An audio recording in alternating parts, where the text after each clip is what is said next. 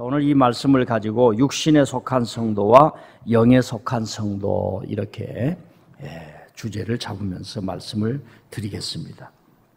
어느 목사님이 교회의 청빙을 받았어요. 목사님, 저희들이 목사님을 담임 목사님으로 이렇게 내정을 하였기에 청빙에 응해 주시면 감사하겠습니다. 이렇게 이제 편지를 보내서 그 목사님이 너무 기뻤겠지요. 그래서 준비를 하면서 좀 더 목회를 잘해 보려고 그 교회가 어떤 교회인가 이렇게 이제 알아보기를 시작을 했습니다. 근데 그 교회가 생각만큼 쉬운 교회가 아니라는 걸 알게 되었어요.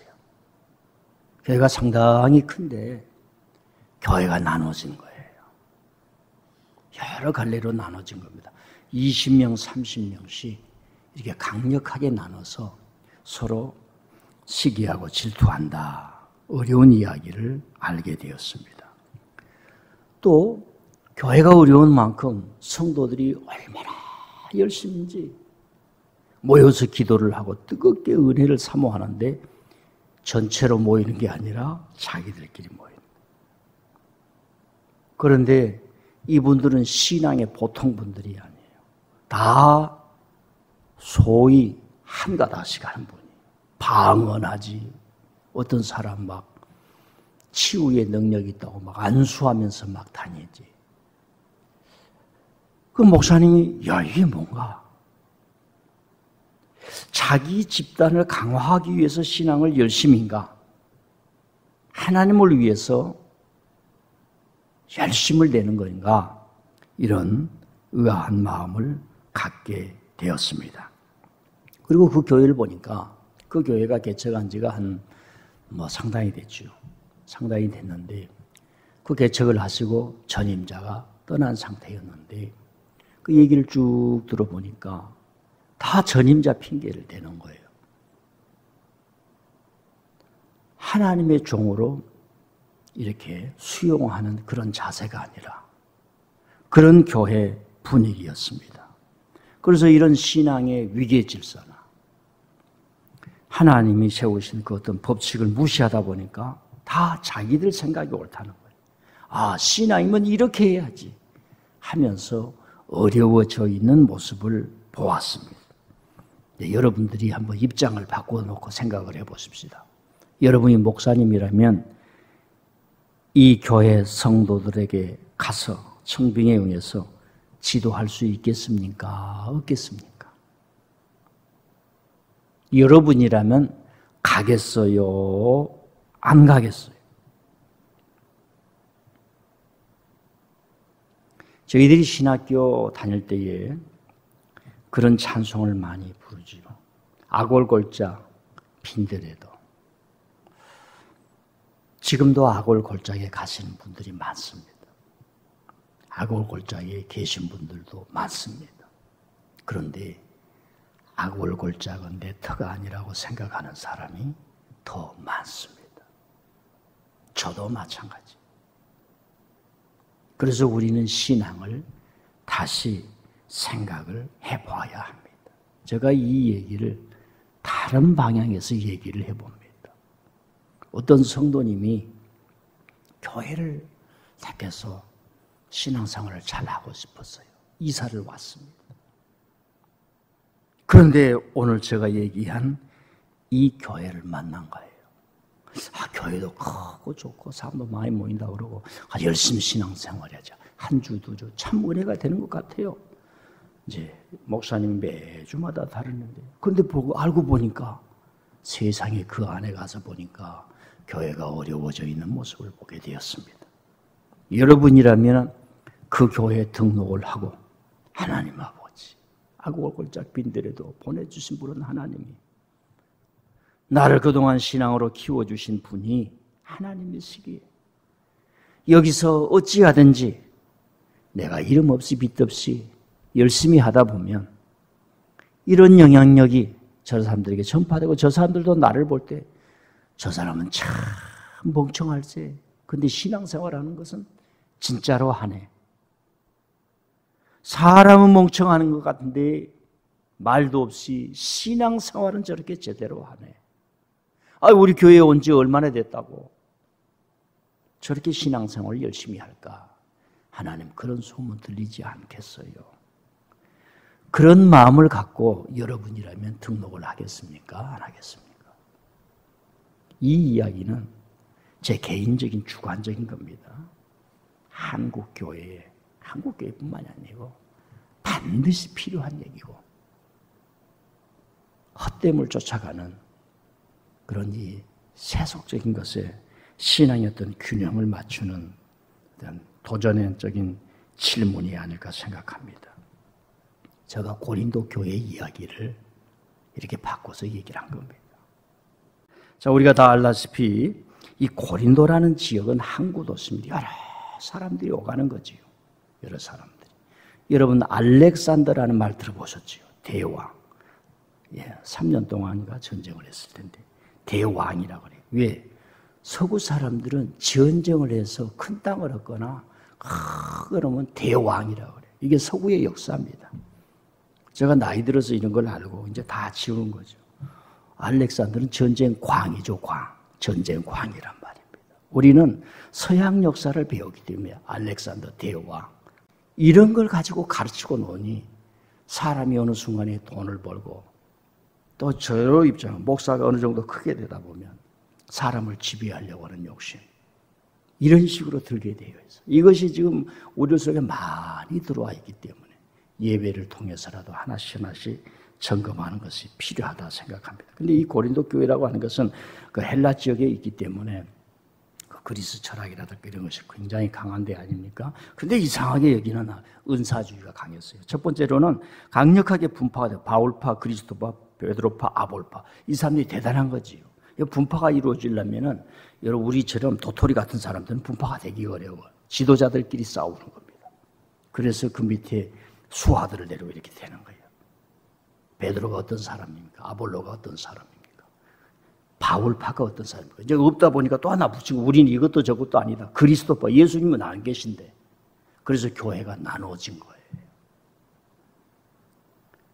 그리고 이 사람들은 우리가 알다시피 성령의 은사로 넘쳐났지요.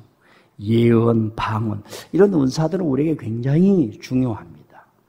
굉장히 선용을 하는 거죠. 하나님의 역사를 위해서 이 은사를 방편적으로 삼을 수가 있어요. 여러분 은사를 받는다고 그 사람의 영적 상태가 고양되는 게 아니에요. 고양되는 게. 그래서 하나님께서 내가 너희들에게 축복을 주는 것은 너희들의 의 때문이 아니라 나의 무한한 사랑 때문이라. 큰 일을 해보라고 하는 사랑 때문이다. 우리가 하나님의 축복을 받고 사랑을 받게 되면 하나님을 위해서 그만큼 선용을 해야 되는 거죠. 사랑하여. 한번 따라해요. 사랑합니다. 옆 사람한테 사랑합니다. 예. 영분별의 은사. 모이면 뜨거워. 여러분 성령 운동을 하는 사람들 치고는 자기 감정을 고조시켜야 돼요. 자기 감정을 강력하게 고조시킬 때에 이게 뛰어난 재능이 나온 게 이제 예술계, 체육계, 특히 이제 무속적인 거. 우리 목회자들도 마치 영적인 거, 이 신앙적인 것에 있어요. 근데 사람이라고 하는 게 자기 감정만 영적으로 고양시킨다고 되는 게 아니죠. 현실이 있잖아요. 이성적으로 판단하고, 과학적으로, 합리적으로 생각하고, 성경의 뜻을 깊이 알아야 하고, 아무리 내가 어떤 큰 능력을 받아 할지 교회 가서 예배를 봐야 하고. 평신도들이 사역을 많이 한 사람들이 있어요. 주일날도 자기 사역한다고 하다 보니까 예배를 안 드리는 거예요. 예배는 한 교회 목사님에게 목양을 받고 거기에 가서 헌신하고 성도들을 섬기고 그리고 모여 하나님 앞에 예물을 드리고 끊임없이 가야 하는데 사역을 하다 보면 사역은 일이야, 일. 목사도 일이 지치죠. 목회는 일이란 말입니다. 목회 말고 내 자신이 하나님 주님이 주신 거 여기 있습니다. 내 자신을 바치는 거예요. 그 뭐냐? 목회는 일이란 말이에요. 일에 지쳐버리면 안 되는, 번아웃 되는. 예배를 드립니다. 하나님 아버지 나를 드립니다. 나를 받아 주십시오. 우리 교우들 지혜입니다. 부부가 직장이 다르면 다 개별로 헌금해야 돼요. 그 드리는 그 감정은 내 자신을 드리는 걸 하나님이 받으심을 다르단 말입니다. 직장이 같으면 어쩔 수 없지만. 근데 이 영적 운동, 은사 운동 하는 사람은 뜨겁기가 한량이 없어. 고린도 교회 모이면 막 거기 가서 녹지 않을 사람이 없어요. 이곳이다 할 사람. 사람의 혼을 쭉 빼버리는데요. 그게 고린도 교회였어요. 왜 이렇게 문제가 많아요? 육신에 속했단 말입니다. 성장하지 못했다는 얘기예요. 자, 그래서 세 번째로는 바울을 사온 사도들의 사도권을 다 바울 문제라고 하는 거예요. 바울이 무슨 예수님의 제자냐 이게. 바울이 가르쳐준 거 우리 듣지 않는다 이게. 무슨 바울이냐? 베드로가 최고지. 무슨 바울이냐? 아볼로가 최고지. 아니 그래도 바울 선생님 와서 이 고생했잖아. 이 없는 교회 만들었잖아. 우리가 그때 말이야 사례도 안 주니까 시장에 가서 천막 만들다가 브리스길라와 아굴라라 해서 우리 교회 만들었잖아. 이런 어려움이 있어요. 바울 사도의 사도권을 무시하는 거예요. 그러니까 무시할 수도 있고 인정 안 할 수도 있지만 신앙의 결국이라고 하는 것은 하나님 가르쳐 주십시오. 그분이 남긴 말씀이 이러는데 내 마음에는 거의 받아지지 않은데 하나님의 뜻은 어디에 있습니까? 이 과정이 필요한 줄 믿습니다. 이 과정이 필요 없이 고린도 교회는 그냥 부정하는 거예요. 그리고 마지막으로는 유대교 출신들이 자꾸 교회를 듣다 보니까 이걸 버리지를 못하네요. 이걸 버리지를 못해요. 뭡니까? 유대교적으로 믿어야 된다, 먹는 것도 해야 된다. 거기에 이제 뭐 세례라든가 이런 정결, 목욕이라든가 뭐 여러 가지가 있어요. 유대교들이 가지고 그대로 해야 된다. 그런 얘기들이 고린도 교회에 쭉 나오고 마지막으로 교리적인 문제로 이제 부활에 대한 믿음이 없어요. 우리는 부활을 배웠기 때문에 한번 학습된 지식 이게 굉장히 중요합니다. 여러분이 부활을 저를 어떻게 알아요? 몰라요. 저도 부활을 모른다. 근데 성경을 통해서 배워서 학습되었다 이 말이에요. 학습되지 않으면 안 돼요. 고린도 교인들이 들어왔을 때 교인들이 와서 지도를 받으면서 그리스도로 나아가고 더 나은 것으로 나가야 되는데 자꾸 과거를 바라보는 거예요. 저는 교회는요 지금까지 인류 문명과 함께 제가 생각한 거예요. 인류 문명을 지탱하고 있는 게 뭐냐? 교육이에요. 국가가 강제로 세금을 걷어서 국가의 인력 미래를 만들기 위해서 이렇게 학제를 많이 만들고 교육부 장관이 그렇게 어려운 거예요. 그렇게 어렵습니다. 고치려고도 안 되는 거예요. 그래도 교회가 뭐냐? 특히 기독교는 교육이 중요해요. 예배, 교육, 선교, 친교, 봉사 아닙니까? 그래서 교회에서 신앙을 가르치고 즐겁게 가르친다. 시험 보기 위해서 가르치는 게 아니라 훈련과 교육이 대단히 중요하다. 아멘. 그래서 저와 여러분은 교회 생활하는 훈련과 교육에 참여하는 게 굉장히 중요하다 말입니다. 그래서 이 바울 사도가 육신에 속하다는 거 한번 읽어보십시다. 한번 3장 1절. 3장 1절 시작. 형제들아 내가 신령한 자들을 대함과 같이 내게 말할 수 없어서 육신에 속한 자 곧 그리스도 안에서 어린아이들을 대함과 같이 하노라. 신령한 자란 것은 성숙했단 말이에요. 성숙했다. 사람의 인격이 성숙하고 그 생각이 성숙하고 지식이 성숙하고 신앙에 성숙했다 이 말입니다. 그런데 육신에 속한 자 아직도 어린아이들과 같이 대한다.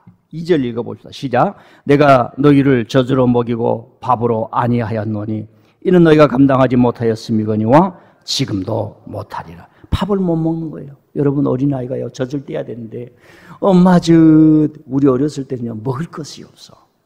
그래서 제 얘기 저는 안 그랬어요. 우리 주위에 친구들 보면은 어렸을 때 그렇게 우리 친구들이 우리보다 더 낮은 아이들 동네 엄마들이 막 엄마 젖줘 막 그러다. 그러니까 익모초라고 하는 게 익모초 아신지 뭐 쓰디 쓴 익모초 그걸 찌어가지고 젖꼭지다 발라버려. 왜 안 먹어라 그러면은 왜 너무 독약이냐 그러고 애들이 그래서 안 먹었던 거예요. 그래서 젖을 떼고 지금 밥을 먹어야 돼 임마. 너 안 먹으면 뼈도 안 커. 성도들도 마찬가지예요. 3년 되면은 우리 중직들은 잘 알아요. 일주일에 교회 몇 번 가냐.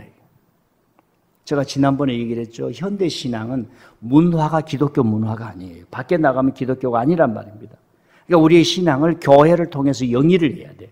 교회의 이 목회 계획에 따라가면서 삶을 살아야 우리의 인식과 생각과 문화와 피부와 모든 피와 살이 어떤 의식의 어떤 구조들이 기독교화되고 신앙화되고 은혜화되는 줄 믿습니다. 이게 안 되면 은혜 받다가 저녁에 술 한잔 먹다가 또 그러면 어떻게 해야 되는 말이에요. 그래서 일주일에 교회 몇 번 나갔습니까? 성경 공부하십니까? 헌금 몇 번 하십니까?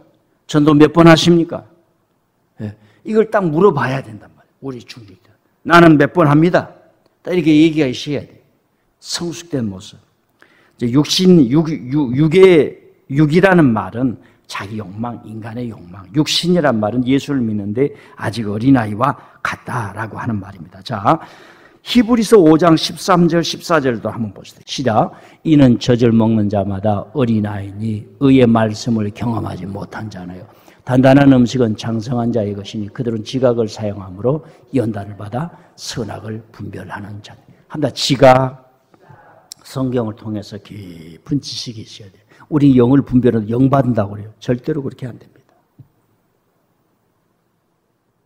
영을 분별한다고. 영이 뭐, 영이라고 하는 간단한 거예요. 그 사람의 사고, 생각, 지식이에요.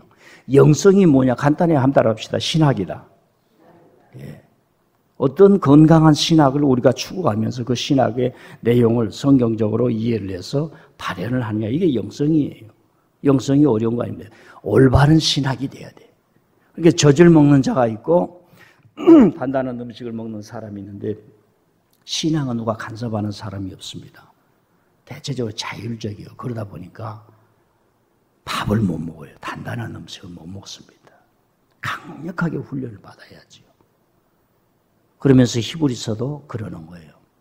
이제 밥 좀 먹자. 밥 좀 먹어. 밥 좀 먹고 살자. 예, 지금 밥 못 먹는 사람 어디 있어요? 또 다시 한번 6장 2절 한번 보십시다. 6장 2절 시작. 세리들과 안수와 부훈자의 부활과 영원한 심판에 관한 교훈의 터를 다시 닦지 말고 완전한 대로 나아가자. 저걸 알려면 예수님이 오시기 전 200년 전, 300년 전 그때의 헬라 문화 안티오쿠스라고 하는 사람들이 어떻게 유대인을 박해했는지 그때 이루어졌던 안수, 세례, 부활. 우리는 부활이 예수님 때부터 이루어진 줄 알지만 그 사고는 그때부터 예수님이 오시기 한 200년 안티오쿠스 때 너무 사람들을 죽여버리는 거예요. 유대교를 말살 정책을 여기서 율법을 지킨 사람 아예 죽인 거예요. 그 사람들의 생각이 하나님께 묻고 구약을 통해서 생각하는. 그럼 뭐 이렇게 율법을 지키고 하나님 믿어 죽은 사람은 어떻게 되냐? 그때 부활에 대한 생각이 나오는 거예요. 그 줄기에서 예수님 앞에 왔을 때에 부활이 없다는 사두개인들이 이렇게 말하는데 장가가고 그러는데 죽어서 어떻게 하냐? 이 말이 거기에서 나오는 거예요. 우리들이 생각하는 어떤 부활의 개념에서 나오는 게 아니라. 자, 세례와 안수와 죽은 자의 부활과 영원한 심판. 예. 어떤 데 가면 성경 공부를 시켜놓고 만날 예수님이 다시 오는데 죽일 사람 어디 영원한 불목에 던져서 공포감을 일으키고 이런 것들이 얼마나 많이 있습니까? 자, 여기까지만 얘기하고 고린도 교회를 향해서 바울 사도가 그러는 거예요.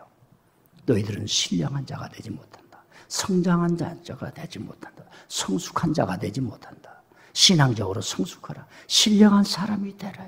시기와 질투가 있으면 성장하지 못한 사람이다. 여러분, 성숙하지 못한 사람에 대한 얘기를 하나 드릴게요. 잘 살면 잘 살수록 사회가 경쟁이 심해져요. 근데 어떤 아이가 학생들 공부를 안 하는 거야. 그냥 공부를 안 하다 보면 공부 안 하들끼리 친구들끼리 놀지요. 공부를 안 하니까 어떤 힘이 없어. 성취감이 없어. 공부를 저녁 내내 했는데 오늘은 50점, 다음엔 60점. 됐네. 열심히 해보니 자아 성취감이 있어요. 기도는 오늘 해보니까 즐겁네. 가서 통성 기도 해보니까 즐겁네.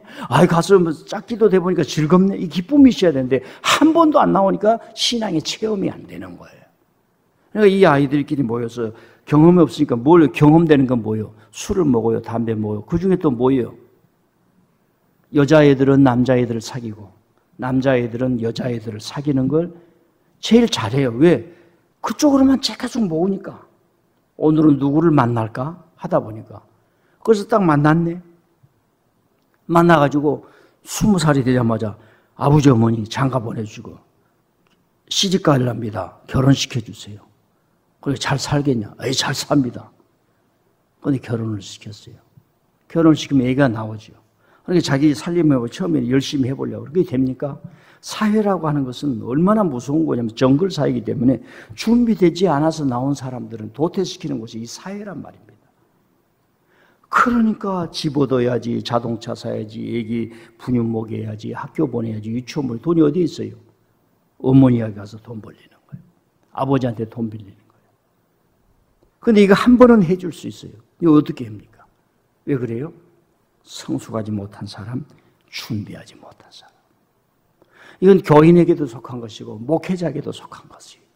이 사회라고 하는 게 얼마나 냉정하냐면은 준비하지 못하고 성장하지 못하고 성숙하지 못해서 현장에 가면은 팍팍 쓰러지는 거죠.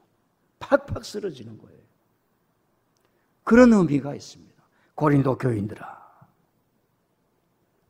교인들아 항구 도시에서 수많은 돈을 가지고 알렉산더 대왕이 위해 문화가 교류하면서 수많은 사람들이 막 밀려오면서 교회로 밀려온다 할지라도 성장하지 못하고 성숙하지 못하면 무슨 소용이 있겠느냐 하면서 바울 사도가 3차 전도 여행할 때 에베소에서 고린도 교회를 향해서 씁니다. 그리고 고린도 교회의 이 모습을 보고 3차 전도 여행하기 전에 이 고린도 지역에서 로마에 편지를 보내요. 그래서 성령의 은사 얘기를 할 때는 고린도 교회에 있는 이야기를 하나도 안 합니다. 예언이며 방언이며 하나도 안 해요. 그래서 집에 가서 꼭 로마서 12장을 읽어보면 하나님의 은사는 돕는 은사예요. 나는 그때 당시 사도의 가슴이 찢어졌다고 생각해요. 영적인 은사가 이렇게 귀한 거예요. 그러니까 제가 왜 이런 얘기를 하면은 이제 신앙이 어떤 우리가 그 속에 환상에 혹 몰입이 될 수 있지만 균형을 차려. 성경에서 왜 이런 얘기가 나오지? 왜 그 로마서에 바울 사도가 고린도 교회와 같은 명분별이나 예언이나 방언이나 뭐 방언 통변함이나 각종 성령이 나타나는 외적인 은사, 개인들이 소유했다고 하는 그런 걸로 인해서 나아가는 그 에너지 같은 그런 은사를 로마서 교회는 하나도 안 하는 거예요. 그 바울 사도 깨닫는 거죠. 하나님의 강력한 은사로 인해서 이루어야 될 공동체는 뭐예요? 화합하고 하나님의 질서가 생기고 그 진실을 놔두는 것이다. 자, 결론을 맺습니다. 고린도 교회는 이런 장점을 가졌지만은 육신에 속한 자란 거예요. 성장하지 못했다는 거예요. 성숙하지 못했다는 거예요. 3년을 다녔는데도 기도에 한 번 안 참석해. 답답하지 않습니까?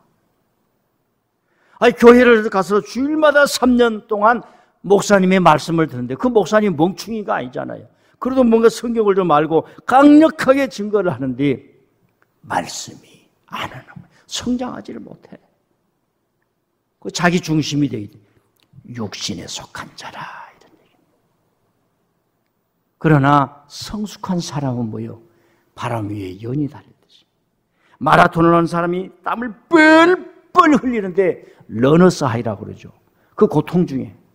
제가 마라톤 하는 사람 읽어보니까 내가 마라톤을 하는 게 아니라 마라톤이 나를 하게 한다. 이 정신을 케냐의 마라톤 산골리에서 훈련시키는 맨발로 하는, 그래서 전 세계 올림픽에 내가 마라톤을 한 게 아니라 마라톤이 나를 하는 러너스 하이. 성숙해야만 이지요. 새벽기도 토요일 날도 나오는 것은 고단한 몸을 일으켜서 나오려고 하면 고단하지만 나오면서 오는 러너스 하이, 스피리추얼스 하이, 어떤 영적인 기쁨이 있는 줄 믿습니다.